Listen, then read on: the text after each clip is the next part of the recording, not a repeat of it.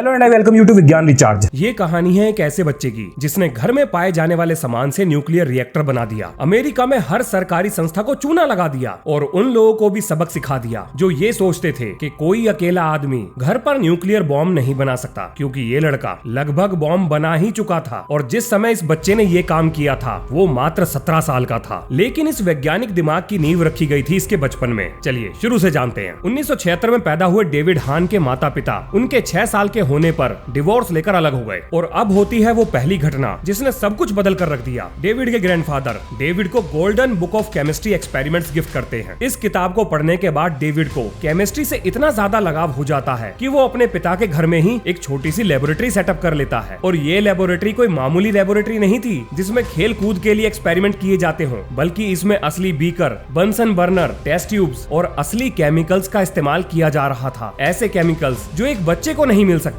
तो आखिर डेविड ने ये केमिकल्स कैसे हासिल किए, इसके पीछे का किस्सा भी बड़ा मजेदार है और ये चीज आपको वीडियो में आगे पता चल जाएगी। डेविड का केमिस्ट्री की तरफ रुझान बढ़ता ही जा रहा था। वो लगातार अपने पैसे खर्च करके केमिस्ट्री एक्सपेरिमेंट से जुड़ी हुई किताबें और स्टडी मटेरियल खरीद कर अपने पास इकट्ठा करता ही जा रहा था। डेविड के एक्सपेरिमेंट कहीं से भी सेफ नहीं थे। 12 साल की उम्र में डेविड नाइट्रोग्लिसरीन बना लेता है और जिनको नहीं पता, नाइट्रोग्लिसरीन का इस्तेमाल डायनामाइट बनाने में किया जाता है। यानी बचपन में ही लक्षण दिख गए थे कि ये लड़का बड़ा होके धमाका करेगा। अब यहाँ पर एक बात मैं बता दूं, शायद ये चीज आपको ना पता हो। 1960s के जमाने में एक्सपेरिमेंट्स के ऊपर जितनी भी किताबें छपती थी उनमें सेफ्टी और हेल्थ का इतना ज्यादा ध्यान नहीं रखा जाता था। इसके ऊपर कोई कानून भी नहीं थे। यानी कि अगर सीधे शब्दों में कहूँ तो आप मार्केट से ऐसी किताबें खरीद सकते थे जिसमें बॉम्ब बनाने का तरीका, हथियार बनाने का तरीका, यहाँ तक कि खतरनाक केमिकल बनाने के तरीके भी लिखे हुए थे। लेकिन धीरे धीरे सरकारों को बुद्धि आई और उन्होंने मार्केट से इस तरह की किताबों को हटाकर उन्हें बैन कर दिया। उन बैन हुई किताबों में से एक किताब ये भी थी, यानी golden book of chemistry experiments. लेकिन डेविड जैसे बच्चों के लिए बहुत देर हो चुकी थी। अब ये धमाके, जगह जगह आग लगना, कारपेट का जलना, कमरे का काला होना, कमरे से धुआं आना डेविड के घर में रोजमर्रा की बात थी, जिससे परेशान होकर डेविड के पेरेंट्स डेविड को अपनी लेबोरेटरी को कहीं और सेटअप करने के लिए कहते हैं। और ये थी वो दूसरी घटना जिसने डेविड को केमिस्ट्री में फ्री हैंड दे दिया, यानी खुली छूट दे दी। क्योंकि डेविड ऐसे बहुत सारे एक्सपेरिमेंट करना चाहता था जिन्हें वो अपने पेरेंट्स के डर की वजह से नहीं कर पा रहा था। अब डेविड पहुंच जाता है घर के बेसमेंट में, जहां उसे पहले से बड़ी जगह मिल जाती है। वो पहले से बड़ी लेबोरेटरी सेटअप करता है और अब होता है पहला बड़ा धमाका। डेविड कहीं से रेड फास्फोरस इकट्ठा कर लेता है और जब वो उसे कूट रहा था तो उसमें हुए धमाके की वजह से डेविड का घर, उनके पड़ोसियों का घर और उनके भी पड़ोसियों का घर इस धमाके की वजह से हिल जाते हैं। सारा फर्नीचर नीचे गिर जाता है, कांच टूट जाते हैं और इस धमाके से डेविड को बहुत चोटें आती हैं, जिसके इलाज के लिए डेविड को हॉस्पिटल ले जाया जाता है। अब इस घटना के बाद डेविड को घर में किसी भी तरह के एक्सपेरिमेंट करने से बैन कर दिया जाता है। पर कोई बात नहीं, डेविड इसका भी जुगाड़ निकाल लेता है। वो अपनी माँ के घर में बने स्टोर रूम के अंदर अपनी फुल स्केल लेबोरेटरी सेटअप करता है। जैसा कि आप जानते हो, डेविड के पेरेंट्स डिवोर्स हो चुके थे, तो डेविड की पहली लेबोरेटरी थी अपने फादर के घर पर और फुल स्केल पर तैयार करी गई दूसरी लेबोरेटरी वो अपनी माँ के घर पर सेटअप करता है। अब यहाँ पर डेविड के फादर को चिंता होती है तो वो उसे स्काउट में डाल देते हैं। और जो लोग स्काउट नहीं समझते वो इसे एनसीसी से कंपेयर कर सकते हैं, यानी भारत की नेशनल कैडेट कॉर्प्स। अब जिसकी डिटेल में मैं इस वीडियो में नहीं जाऊंगा, आप इसके बारे में इंटरनेट में पढ़ सकते हैं। अब जैसे आर्म्ड फोर्सेज में यानी आर्मी, नेवी और एयर फोर्स में अलग अलग अचीवमेंट्स के लिए बैजेस मिलते हैं, ठीक इसी तरह से स्काउट में भी बैजेस मिलते हैं। और आप यकीन नहीं करोगे, अपने द्वारा किए गए कामों की वजह से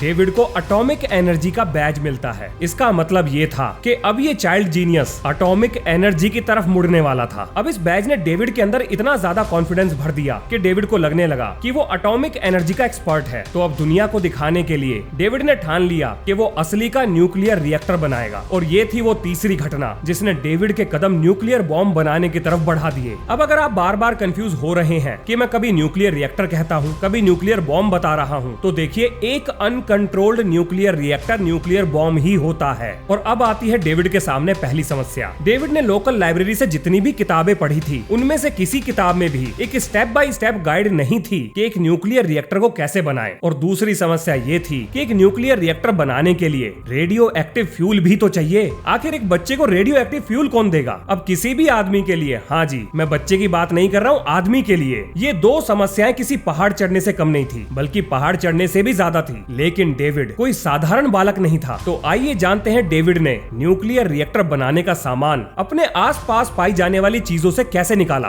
अब पता नहीं मुझे आगे की बात आपको बतानी चाहिए या नहीं बतानी चाहिए, चाहिए, पर अगर मैं ना भी बताऊं तो भी इंटरनेट पे इसके रिसोर्सेज अवेलेबल हैं, यानी आप पता तो लगा ही लोगे, तो इसलिए छुपा के भी कोई फायदा नहीं। अब देखिए, क्योंकि डेविड को एटॉमिक एनर्जी बैज मिला था, तो उससे जुड़ी हुई किताब में पूरे अमेरिका के अंदर एटॉमिक एनर्जी से जुड़े हुए जितने भी सरकारी संस्थान थे सबकी कॉन्टेक्ट डिटेल्स गिवन थी। अब डेविड ने क्या किया, हर संस्थान को एक लेटर लिखा जिसमें डेविड खुद को एक साइंस प्रोफेसर की तरह दर्शाता है और ये कहता है कि एज अ साइंस प्रोफेसर वो बहुत ज्यादा एंथुजियास्ट है एक्स्ट्रा नॉलेज के लिए और अपने स्टूडेंट्स को वो चीजों को और डिटेल में समझाने के लिए इन इंस्टीट्यूट से हेल्प मांग रहा है। इन लेटर्स की मदद से डेविड के बहुत सारे नए दोस्त बन गए और उसे ऐसी ऐसी जानकारी मिलने लगी जो डेविड के पास नहीं होनी चाहिए थी। और कमाल की बात ये भी थी कि किसी ने भी डेविड की आइडेंटिटी को क्रॉस चेक नहीं किया। अब देखिए, न्यूक्लियर डिवाइस बनाने का तरीका तो डेविड को अपने दोस्तों की मदद से पता चल गया था, लेकिन रेडियो एक्टिव मटेरियल कहां से लाएं? तो अब डेविड ने उन चीजों की शॉपिंग लिस्ट तैयार करी जिनके अंदर रेडियो एक्टिव मटेरियल का इस्तेमाल होता है। हाँ जी, ऐसी बहुत सारी चीजें हैं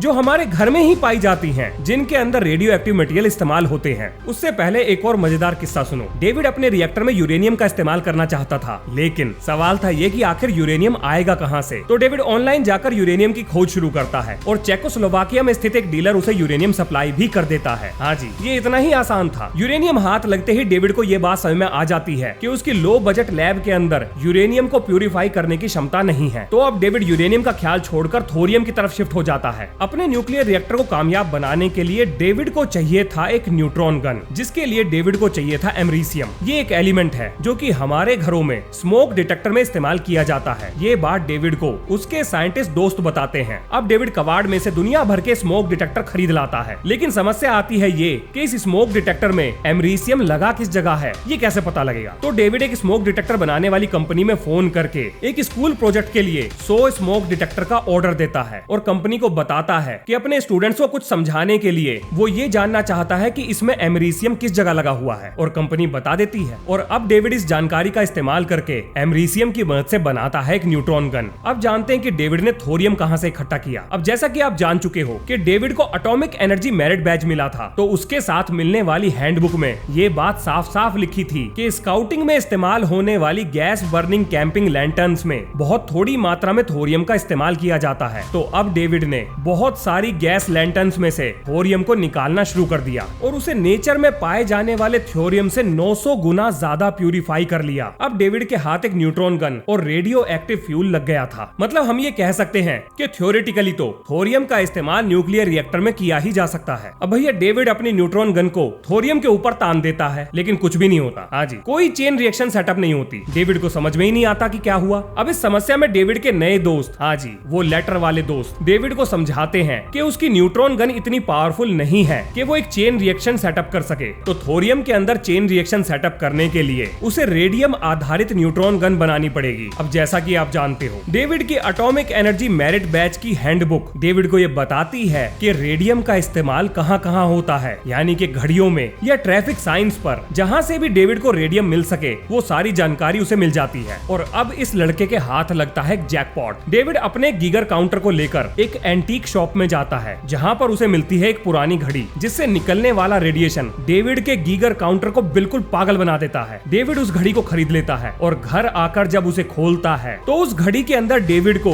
रेडियम पेंट की पूरी एक बोतल मिलती है। अब अपना तेज दिमाग और न्यूक्लियर साइंस की नॉलेज लगाकर डेविड रेडियम की मदद से पहले से ज्यादा पावरफुल न्यूट्रॉन गन तैयार कर लेता है। यानी 17 साल की उम्र में डेविड हान के हाथ न्यूक्लियर बॉम्ब बनाने की तकनीक और उसे बनाने में लगने वाले मटेरियल को कैसे हासिल किया जाए इसकी जानकारी आ चुकी थी। अब देखो, आसान भाषा में अगर मैं बताऊं तो डेविड हान एक टिपिकल न्यूक्लियर रिएक्टर नहीं बना रहा था, बल्कि वो एक ब्रीडर रिएक्टर बना रहा था। एक ऐसा रिएक्टर जो न्यूक्लियर फ्यूल पर तो चलता है, लेकिन वो न्यूक्लियर फ्यूल भी पैदा करता है और इस नए न्यूक्लियर फ्यूल से पहले से ज्यादा ऊर्जा निकलती है। अब मैं ब्रीडर रिएक्टर की डिटेल में नहीं जाऊंगा, नहीं तो वीडियो बोरिंग हो जाएगी। और जैसा कि आप जानते हो, ब्रीडर रिएक्टर के बारे में अगर आप गुगली बाबा से पूछोगे तो आपको जवाब मिल जाएगा। अब डेविड हान ने अपना न्यूक्लियर रिएक्टर चालू कर दिया, लेकिन एक समस्या आ गई। न्यूक्लियर रिएक्टर से निकलने वाला रेडिएशन धीरे धीरे बढ़ने लगा। इतना बढ़ने लगा कि वो लैब से निकलकर कई सौ मीटर दूरी पर गीगर काउंटर पर डिटेक्ट होने लगा। अब ये चिंता की बात थी, क्योंकि न्यूक्लियर रिएक्टर सब क्रिटिकल स्टेज तक पहुंच गया था। क्योंकि डेविड ने न्यूक्लियर रिएक्टर तो बना लिया, लेकिन उसे कंट्रोल करने का कोई भी तरीका